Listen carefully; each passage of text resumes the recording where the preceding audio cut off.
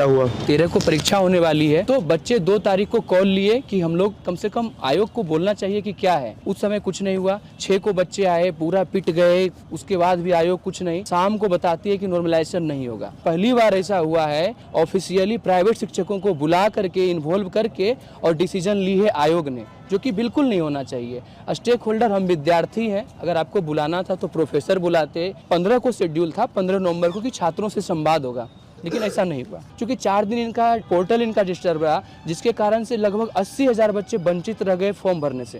उन्होंने रजिस्ट्रेशन किया, लेकिन इतनी जटिल प्रक्रिया थी इस बार भरने का, लाइव फोटो करना। भले ही हमारा डिजिटल इंडिया है, लेकिन हम लोग डिजिटली परिपक्व तो नहीं है ना महोदय। इतनी कठिन होने के बाद 13 तारीख आया, बापू परीक्षा परिसर जो एशिया का सबसे बड़ा परीक्षा केंद्र बनाया गया है, 12,000 विद्यार्थी बैठे हुए थे। उसमें से हॉल नंबर 5 या 4 है जिसमें से प्रश्न पत्र ही नहीं मिला। मतलब ड्यूरिंग इंटायर एग्जामिनेशन प्रश्न पत्र मिला ही नहीं, बच्चे खाली हाथ चले गए। उसके बाद विरोध हुआ तो बच्चे बाहर आ गए। उसके बाद आयोग एलिगेशन लाया कि हम लोग नॉनसेंस हैं, कि आप लोग का गलती है। नॉर्मलाइजेशन हम लोग जो विरोध किए थे पहले 6 दिसंबर को, वो एक नोटिफिकेशन जारी करते कि नॉर्मलाइजेशन हम नहीं लेंगे।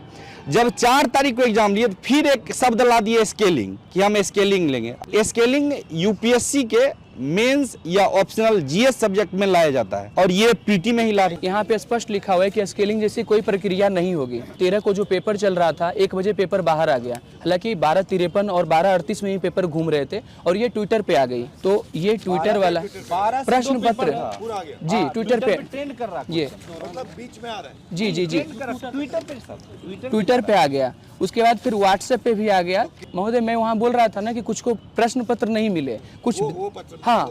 और ये ऑफिशियल आयोग का स्टेटमेंट है कि बच्चे उपद्रवी थे, कुछ असामाजिक तत्व घुस गए थे। महोदय मैं ये जानना चाहता हूँ कि जब क्या फॉर्म भरा रहा था तो उन्हें पता था कि बापू परीक्षा केंद्र में हमारा सेंटर होगा, तो हम लोग उपद्रवी कैसे हो गए? परम ज्ञान निकेतन गया है जहाँ पे माइक से अनाउंस हो रहा है आंसर।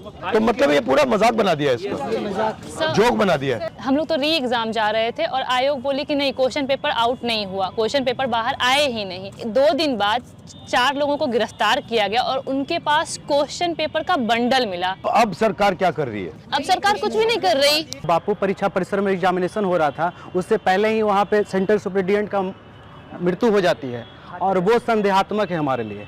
जबकि हम लोग पिछले 18 तारीख से गर्दनी बाग में बैठे हुए। आपकी क्या सोच है कि ये पूरा सिस्टम कोलैप्स हुआ है? हजारों करोड़ का ये घोटाला है, स्कैम है। हजारों करोड़ का स्कैम है, और हम सिर्फ इतना कहते हैं कि री एग्जाम हमको करवा दीजिए। और सीएम आपसे बात क्यों नहीं कर रहे? ये बिहार के अंदर में एक रैकेट चलता है, जो कि पूरा का पूरा एसएससी का पेपर हो, एनटीपीसी का पेपर हो, दरोगा का पेपर हो, बिहार पुलिस का पेपर हो। 67वें बीपीएससी में भी जो है वो इसी तरीके से हुआ था, तो पूरा एग्जाम कैंसिल हो गया था। ये जो बीपीएससी के जो चेयरमैन है वो गुजरात के रहने वाले हैं, ठीक है, और वो उस पे जो है कई सारे आरोप भी हैं, और सिस्टम से ये चला रहे हैं। गुजरात के अंदर में रैकेट चलता है, और सीएम साहब का जो डिस्ट्रिक्ट है, हम कोई क्षेत्र का बात नहीं कर, वहाँ से लगातार लोग पकड़ाए हैं, रैकेट में लगातार पकड़ाए हैं। आप कुछ बोलना चाहती हो? हम लोग 6 तारीख और 25 तारीख और 29 तारीख को हम लोग को बर्बरतापुर तक लाठीचार्ज किया गया। हम लोग गांधीवादी तरीके से गए थे बीपीएससी ऑफिस के सामने, और मेल पुलिस के द्वारा हम लोग को बेरहमी से पीटा गया और पीछे मारा गया। इतना बेरहमी से मारा गया कि हम लोग उसका बयान नहीं कर सकते हैं। और सोशल मीडिया पर इतना ट्वीट होता है, हम सब का पिक क्लिक जो होता है देखते तो शर्म आती है। पीएमसीएच में हम लोग एडमिट थे, तो हम लोग को हाउस अरेस्ट किया गया। इतना पीड़ा से हम लोग दर्द में महसूस कर रहे थे, उस वजह पुलिस हम लोग को टॉर्चर कर रही थी। क्या चाहती है सरकार हम लोग से? सर बीपीएससी चेयरमैन का कहना है कि एक सेंटर पर गड़बड़ी, जबकि सर मेरे पास 28 सेंटरों का लिस्ट है, इसमें 22 और दे दीजिए। 28 सेंटरों का लिस्ट है जहाँ पे गड़बड़ियाँ हुई है विथ एडमिट कार्ड। ये कहाँ का है? ये गुजरात वही है, गुजरात वाला। ये सर, इससे पहले बहुत सारे केस हैं सर, इन पे बहुत सारा 400 करोड़ का एलिगेशन है सर SC/ST मामले में। सर ये पूरा का पूरा मामला जो है संवैधानिक क्राइसिस हाँ, का है, संवैधानिक बिल्कुल। संविधान यात्रा पे आप लगातार सिस्टम कोलैप्स। अच्छा एक बात बताइए, आप मुझसे क्या चाहते हैं? एक बार गर्दनी बाग चले सर। हमारी 4 मांगे हैं। पार्लियामेंट हाउस में ऐसा कानून बने जिससे लोग डरे, प्रशासन डरे और विधायक डरे। मेन आपका है कि मैं पार्लियामेंट में आपकी बात उठाऊं ना। नमस्कार, धन्यवाद सर, आपके